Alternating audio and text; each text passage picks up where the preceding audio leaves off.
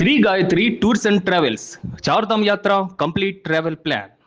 నమస్తే, welcome to its UTV. నేను జానకి. హైదరాబాద్ బిర్యానీ తింటున్నారా? ఆ ఘుమఘుమలాడే వాసన చూసి మోసపోతున్నారా? ఒక్క నిమిషం ఆగండి. మీరు లొట్టలేసుకొని తింటున్న ఆ ముద్ద మీ ప్రాణానికి చివరి ముద్ద కావచ్చు. భాగ్యనగరంలో బిర్యానీ పేరిట పరమ చెత్తను వడ్డిస్తున్నారని ఎంతమందికి తెలుసు? అసలు మీ ప్లేట్లో ఉన్నది చికెన్ ముక్క లేక కుళ్ళిపోయిన మాంసమా? ఈ భయంకర నిజాలు వింటే మీరు బిర్యానీ ముట్టాలంటేనే వణికిపోతారు. కేవలం బిర్యానీనే కాదు, నీళ్ల నుంచి పాలు, పచ్చళ్ళు, బిస్కెట్లు, అల్లం వెల్లుల్లి పేస్టు, నూనె, పసుపు, కారం ఒకటా రెండా అన్నీ కల్తీయే. మనం ఇంట్లో ఉదయం వండిన కూర రాత్రికి తినడానికి ఇష్టపడం, కానీ హోటళ్లలో మాత్రం అదే వంటకాన్ని ఎంతో ఇష్టంగా లాగించేస్తాం కదా. మీ ప్లేట్లో ఆ బిర్యానీని వేడిగా పొగలు కక్కుతూ ఉండొచ్చు, కానీ అది మురిగిపోయి ఫ్రిడ్జ్లో ఎన్ని రోజులుందో మీకు తెలుసా? వారం, 10 రోజులు, అంతకంటే ఎక్కువ రోజులే ఉన్నా ఆశ్చర్యపోనవసరం ఏం లేదు. ఇలాంటి ఆహారాన్ని మనం తింటున్నాం. మన ప్రాణాల కంటే ప్రియమైన పసిపిల్లలకు కూడా పెడుతూ ఉన్నాం. అందరు ఇలాగే చేస్తున్నారని చెప్పడం లేదు, కానీ కాసుల కోసం కక్కుర్తిపడి విషాన్ని వడ్డిస్తున్న వారి సంఖ్య రోజు రోజుకు పెరిగిపోతుందని మాత్రం చెప్పుకోవచ్చు. అందుకు తాజాగా నగరంలో జరుగుతున్న తనిఖీలు బయటపడుతున్న కల్తీ రాయిళ్లే నిదర్శనం. నెలల తరబడి ఫ్రిడ్జ్లో మూలుగుతున్న కుళ్ళిపోయిన మాంసాన్ని ఫ్యాక్టరీ రంగులతో కలిపి వండుతుంటే అది అసలైన మాంసమో కుళ్ళిన వ్యర్థమో గుర్తించే స్థితిలో మనం లేం. చనిపోయిన కోళ్లను సేకరించి హోటళ్లకు సప్లై చేస్తున్న ముఠాల గుట్టు రట్టవుతుంటే సామాన్యుడి గుండె గుబేల్మంటోంది. మన ఇంట్లో చెత్త కుండీలో కూడా ఉంచని వ్యర్థాలను బిర్యానీ పేరిట మన కడుపుల్లో నింపేస్తున్నారు.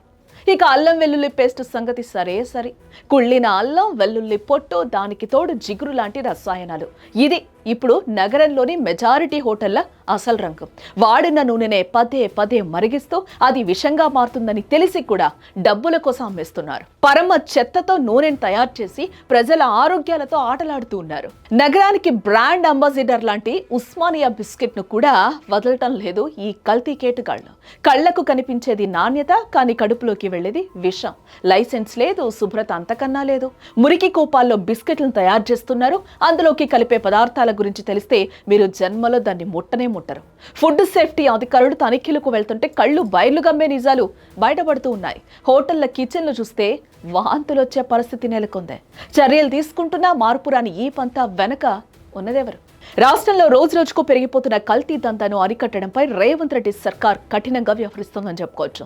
అక్రమ కట్టడాలపై హైడ్రా, మత్తు పదార్థాల కట్టడికి ఈగల్ వంటి సంస్థలను ఏర్పాటు చేసిన ప్రభుత్వం ఇప్పుడు ఆహార కల్తీలకు అడ్డుకట్ట వేసేందుకు సిద్ధమైందని చెప్పుకోవచ్చు. అవే తరహాలో త్వరలోనే ఆహార భద్రత కోసం ఒక సరికొత్త వ్యవస్థను ఏర్పాటు చేయనున్నట్లు స్వయంగా సీఎం వెల్లడించారు. కల్తీలను పూర్తిగా అరికట్టడమే లక్ష్యంగా ఏ విభాగానికి పూర్తి స్థాయిలో అధికారులను కల్పించి దోషులపై కఠిన చర్యలు తీసుకునేలా ప్రణాళికలు రచిస్తోంది ప్రభుత్వం. చివరగా ఒక్క మాట, నాలుక కోరుకునే రుచి ముఖ్యం కాదు, మీ ప్రాణం ముఖ్యం కదా. బయట హోటళ్లలో తినే ముందు ఒక్క నిమిషం ఆలోచించండి. అలాగే మీరు కోరుకుంటున్న వంట సామాన్ల నాణ్యతను కూడా గమనించడం మర్చిపోతాం. తక్కువగా వస్తుందని కొంటే అది మీ అనారోగ్యానికి కారణం కావచ్చు. బ్రాండెడ్ కంపెనీల పేర్లను కూడా ఒక్క అక్షరం అటు ఇటు మార్చేసి విక్రయిస్తున్న వారి పట్ల అప్రమత్తంగా ఉండాలి. అక్కడ పరిశుభ్రత ఉందా, వాడుతున్న నీరు, పదార్థాలు నాణ్యమైనవేనా, అనుమానం వస్తే వెనకాడకుండా అధికారులకు ఫిర్యాదు చేసే ధైర్యం చేయండి.